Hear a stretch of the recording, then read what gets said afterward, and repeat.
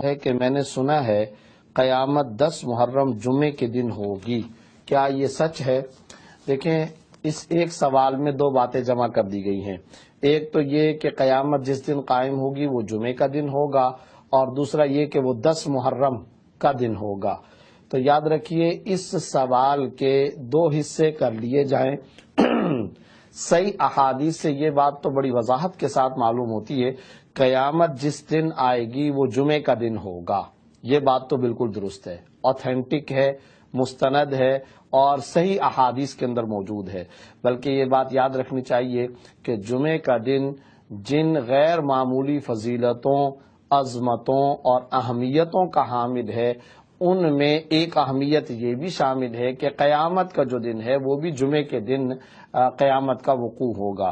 چنانچہ صحیح مسلم کے اندر جو رسول اللہ صلی اللہ علیہ وسلم کی حدیث موجود ہے، آپ صلی اللہ علیہ وسلم نے ارشاد فرمایا، خیر یوم طلعت فیہ الشمس، یعنی سب سے زیادہ بہترین دن جس دن کے سورج طلوع ہوتا ہے وہ کون سا دن ہے؟ یوم الجمعہ، وہ جمعے کا دن ہے۔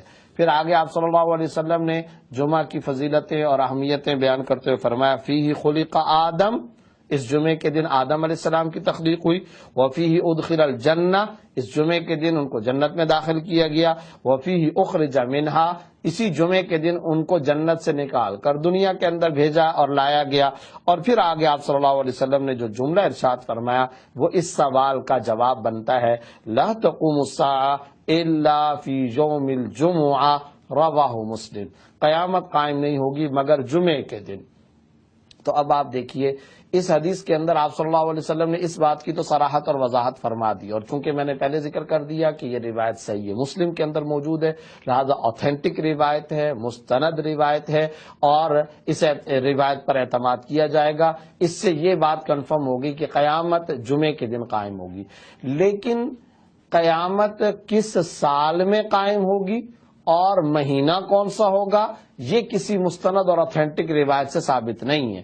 لہذا سوال کا دوسرا حصہ کہ 10 محرم کو قیامت قائم ہوگی، یہ اگرچہ ایک روایت کے اندر بات آئی ہے لیکن وہ روایت موضوع یعنی من گھڑت ہے۔